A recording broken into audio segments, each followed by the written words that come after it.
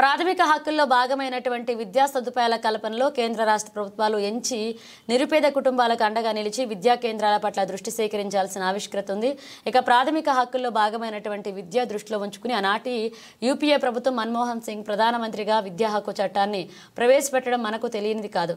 తెలంగాణ రాష్ట్రం ఏర్పడిన గత దశాబ్ద కాలం ఆశించిన మేరకు ప్రభుత్వ పాఠశాల బలోపేతంపై దృష్టి కేంద్రీకరించలేకపోవడంతోనే మనం ఆశించిన ఫలితాలు పొందలేకపోయాం.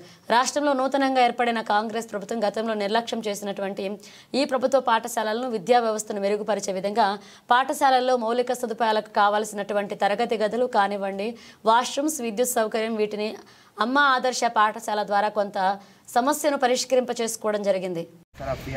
క్యాలెండర్ను ఈరోజు జీవన్ రెడ్డి గారు ఆవిష్కరించడం జరిగింది. ఈ సందర్భంగా పిఆర్టీయూ సంఘ పక్షాన ఎమ్మెల్సీ జీవన్ రెడ్డి గారికి ధన్యవాదాలు తెలియజేసుకుంటూ రాబోయే రోజుల్లో మరి జగిత్యాల జిల్లా కేంద్రంలో ఎట్లాంటి పరిస్థితులు ఉన్నా కూడా పిఆర్టీయూ సంఘం వెన్నంటే ఉంది. మరి దీన్ని గమనిస్తూ మా ఉపాధ్యాయుల సమస్యలు ఏవి కూడా ఇబ్బందులు కాకుండా అన్ని సమస్యలు పరిష్కరించాలని చెప్పి కోరుకుంటూ మరి నూతన సంవత్సరం సందర్భంగా కూడా అన్నగారికి శుభాకాంక్షలు తెలియజేస్తున్నాం. Thank you. 25 డైరీ ఆవిష్కరణ కార్యక్రమానికి ముఖ్య అతిథిగా వచ్చేసిన గౌరవ శాసన మండలి సభ్యులకు పిఆర్టీయూ జిల్లా శాఖ తరఫున ధన్యవాదాలు తెలియజేస్తూ, కొత్త ప్రభుత్వం ఏర్పడిన తర్వాత నెల జీతాలు ఫస్ట్కే రావడం శుభ పరిమాణం. అదేవిధంగా 25,000 మందికి పదోన్నతులు ఇప్పించడం కొత్త ప్రభుత్వ ఘనత. అంతేకాకుండా నాన్ ఫైనాన్షియల్ మ్యాటర్స్ అన్నీ ఇప్పటి వరకు సాల్వ్ అయింది. 317 జీవో గురించి మీరు శాసన మండలిలో చాలాసార్లు బాధిత ఉపాధ్యాయుల తరఫున శాసన మండలిలో మాట్లాడడం, మా తరఫున మీ అందరికీ మీకు కృతజ్ఞతలు తెలియజేస్తూ ఈ ప్రాబ్లం త్వరలోనే ఏదో రకంగా పరిష్కారం అవుతుందని, మిగతా విషయాలు కూడా ఉపాధ్యాయుల సమస్యలపై శాసన మండలిలో చాలాసార్లు మీరు ప్రస్తావించడం మా అందరికీ ఎంతో ఆనందదగ్గ విషయం. మీరు సమస్యలపై ముందుండి మా పెద్ద సంఘం వెంబడ ఉంటారని కోరుకుంటూ ధన్యవాదాలు. తదుపరి నియామకం పొందిన వారికి మనకు అవకాశం వస్తుంది చెప్పండి. ఇలా భవిష్యత్తులో కూడా మన ఉపాధ్యాయులు ప్రభుత్వ పాఠశాల బలోపేతం ప్రజాప్రతినిధిగా మనందరి బాధ్యత అని చెప్పంటారు. ఇప్పుడు బోధకులుగా మీపై ఎంత బాధ్యత ఉంటుందో ఒక ప్రజాప్రతినిధిగా ఈ రాష్ట్ర పౌరుడిగా మాపై కూడా అంత బాధ్యత ఉంటుందో చెప్పంటారు. మౌలిక సదుపాయాల కల్పన కొరకు ఏది ఇస్తుందో నేను ఎప్పటికీ తగు ప్రాధాన్యత ఇస్తామని చెప్పంటున్నా. నాకుండే కాన్సెప్ట్తోని ఉదాహరణ తీసుకుంటే జగిత్యాల పట్టణము బహుశా నేను అనుకుంటా మొత్తం రాష్ట్రంలో కూడా ఒక పట్టణం సాధారణంగా గ్రామాలలో ఉన్న భవన నిర్మాణాలకు స్థలము అందుబాటులో వస్తుంది. మీ ప్రభుత్వ స్థలాలే కానీ లేక గ్రామస్తులు సమీకరించి నిర్మాణానికి కలిసిన స్థలాన్ని అందుబాటులో తేవడమే కానీ towns is a big problem. కానీ నేను ఐ కెన్ సే ఒక్క జగిత్యాల పట్టణంలోనే 100% ప్రభుత్వ పాఠశాలల్లో సొంత భవనాలు నిర్మింపబడుతుంది. ఓన్లీ జగిత్యాల టౌన్ అంటే ఒక బ్రాడ్ ఏదైతే ఉందో దాన్ని దృష్టిలో పెట్టుకొని ప్రభుత్వ పాఠశాలలన్నీ కూడా మనము సొంత భవనాలలో నిర్వహణ కొనసాగిస్తే సౌకర్యం ఉంటుంది. ఒక భావన ఒక విజయపూర్ ఒకటి ఏదైతే ఉందో కొంత జాప్యం, దాని కూడా స్థల సేకరణ చేసినాం. స్థల సేకరణ చేయబట్టి కూడా దాని భవన నిర్మాణం కొంత జాప్యమైంది. ఈ మధ్య దానికి 10 లక్షల రూపాయలు కూడా మంజూరు చేయించారు విజయపూర్ పాఠశాల కూడా. అదొకటి మనకి వేసవి నిర్మాణం అయిపోతే 100% స్కూల్ భవనాలన్నీ సొంత భవనాల్లో మనం నిర్వహణ కొనసాగించే అవకాశం ఇస్తాయి చెప్పండి. ఇతర సంస్థల మిత్రులు అందరూ కూడా నాకు ఇప్పుడు సుపరిచితులు. పిఆర్టీయూ అంటే ప్రోగ్రెసివ్ రికగ్నైజ్డ్ టీచర్స్ యూనియన్. ప్రగతిశీల భావాలతో ఏదైతున్నదో మరి పనిచేయాలనే ఒక తపన కలిగి ఉన్నటువంటి ఒక ఉపాధ్యాయులను హృదయపూర్వకంగా అభినందిస్తూ ఈ కాలం అని క్యాలెండర్ ఆవిష్కరణకు సంబంధించి అన్నాడు. వాస్తవంగా సండే నాడు మీరు ఏనాడైతే ప్రోగ్రాం ఉండేనో నేను అనుకోకుండా హైదరాబాద్లో ఇతరత్ర కార్యక్రమాలతో నిలిచిపోవడం జరిగింది. నేను అంటే ఇంటర్మీడియట్ చేశాక నేను రాలేకపోయాను. నాకు ఆ దినం ఈవినింగ్ ఇంట్లో ఫ్యామిలీ ఫంక్షన్ రాలేకపోయాను. నేను సమయం వల్ల ఈ డైరీ ఆవిష్కరణతో మిమ్మల్ని కలుసుకుంటున్నందుకు నేను మరొకసారి నూతన సంవత్సర శుభాకాంక్షలు మీకు తెలియజేస్తూ ఈ రాబోయే సంవత్సరం ప్రభుత్వ విద్యాలయాలు మరింత బలోపేతం చేయడం, పాఠశాల బోధనను మరింత బలోపేతం చేసి నిరుపేద వర్గ కుటుంబాలకు అండగా ఉండే విధంగా అందరం కూడా కలిసికట్టుగా పనిచేయాలని కోరుతూ సెలవుకుంటున్నాం. జగిత్యాల జిల్లా శాఖ అధ్యక్షులైనటువంటి అమరేందర్ రెడ్డి గారు, అలాగే రాష్ట్ర నాయకులు ఆనందరావు గారు, ఉపాధ్యాయ సోదరులు మిత్రులు బండశంకర్ గారు, వాస్తవంగా ఇవాళ సమాజ నిర్మాణంలో ప్రధాన పాత్ర పోషిస్తుంది ఉపాధ్యాయులు అని చెప్పక తప్పదండి. ప్రాథమిక హక్కులో భాగమైనటువంటి ఒక విద్యా సదుపాయాల కల్పనలో ఇవాళ కేంద్ర రాష్ట్ర ప్రభుత్వాలు ప్రధాన బాధ్యతగా ఎంచి నిరుపేద వర్గాల కుటుంబాలకు అండగా నిలిచి విద్యా బోధన పట్ల దృష్టి కేంద్రీకరించవలసినటువంటి ఆవశ్యకత ఉందని చెప్పక తప్పదని చెప్పండి. ఇలా ఈ ప్రాథమిక హక్కులో భాగమైనటువంటి ఒక విద్య దృష్టి ఉంచుకొని ఆనాడు యూపీఏ ప్రభుత్వం మన్మోహన్ సింగ్ గారు ప్రధానమంత్రిగా వాళ్ళ విద్యా హక్కు చట్టాన్ని ప్రవేశపెట్టిన అంశం మనకు తెలియదు కాదు. సరే, ఏదైనా కానీ తెలంగాణ రాష్ట్రం ఏర్పడ్డ తదుపరి గత దశాబ్ద కాలం ఆశించిన మేరకు ప్రభుత్వ పాఠశాలల బలోపేతంపై దృష్టి కేంద్రీకరించలేకపోవడంతో కొంత మనం ఆశించిన ఫలితాలు పొందలేకపోయామని చెప్పక తప్పదంటున్నాం.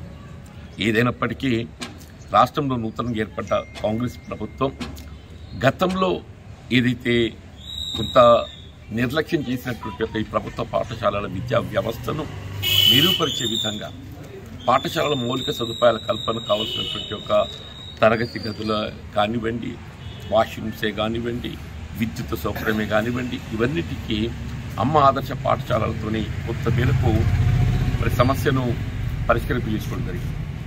దాంతోపాటుగా బోధన కావాల్సినటువంటి ఒక ఉపాధ్యాయులకు ప్రధానంగా వారిలో ఉండేటువంటి ఒక అర్హత కలిగి ఉండి కూడా గత దశాబ్ద కాలంకి వెళ్ళి పదోన్నతుల పట్ల మరి దృష్టి కేంద్రీకరించలేకపోవడం జరిగింది.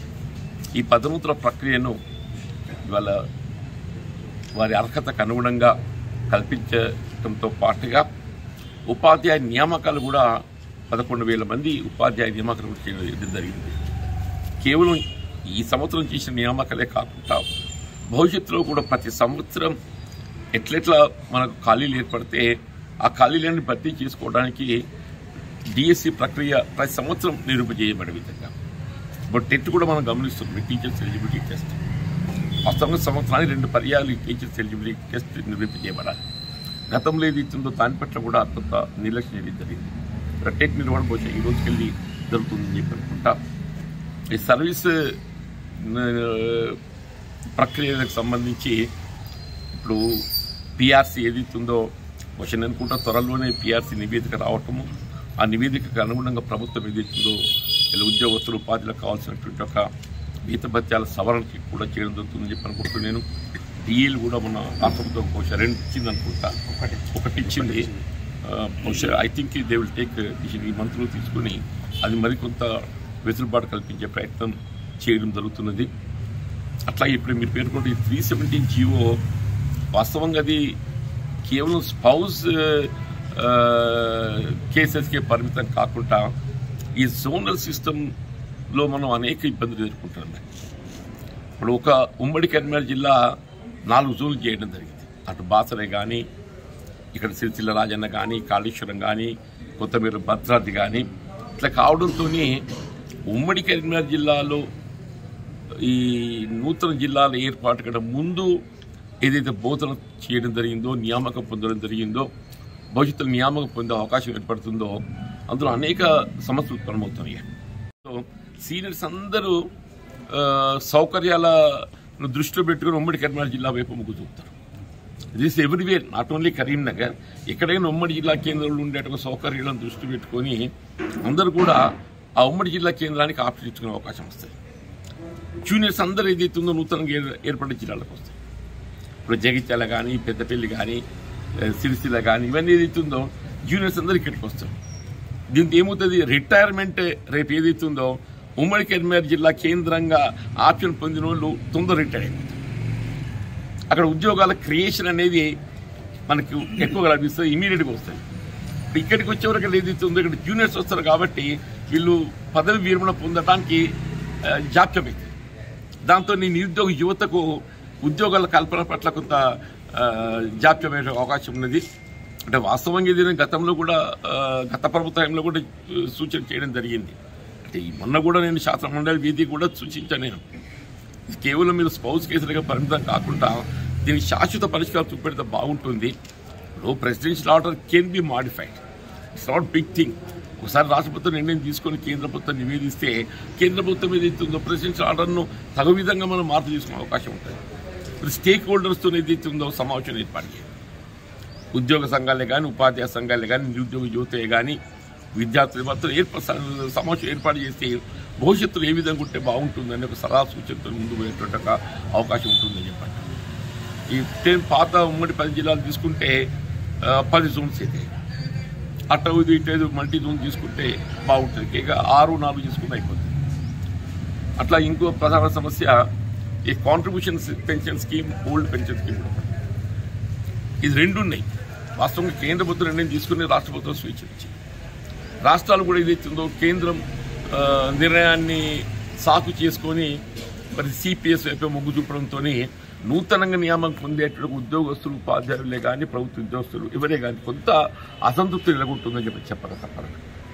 ఇందులో ఇప్పుడు మనకు తక్షణమే ప్రభుత్వం ఏ విధమైన ఆర్థిక భారం లేకుండా సమస్య పరిష్కారం చేసే అవకాశం ఉన్నది. 2004 కంటే ముందు ఉద్యోగ నియామకాల నోటిఫికేషన్ జారీ చేయబడి రిక్రూట్మెంట్ 2004 తదుపరి పొందినాక ఏదైతుందో వారు ఏదైతుందో ఇప్పుడు సిపిఎస్ కిందకి వచ్చింది. కానీ కేంద్ర ప్రభుత్వం దానికి మాడిఫై జీవో ఇచ్చింది. ఈ 2004 కంటే ముందు, సెప్టెంబర్ 2004 కంటే ముందు నోటిఫికేషన్ జారీ చేయబడి తదుపరిగిన మీరు నియామకాలు చేరినట్టయితే ఆప్షన్ వాళ్ళకి ఇవ్వాలి. వాళ్ళు ఓపీఎస్ పోతే ఓపీఎస్, సిపిఎస్, సిపిఎస్ చెప్పారు. కొన్ని రాష్ట్రాలు దాన్ని అమలు చేసారు. దీని కూడా నేను శాస్త్రమండలిలో ప్రభుత్వ దృష్టి తీసుకెళ్ళాను.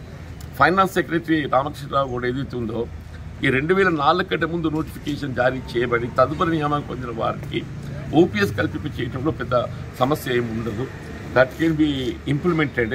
ఆర్థికంగా ప్రభుత్వంపై కూడా భారం పడే అవకాశం లేదు.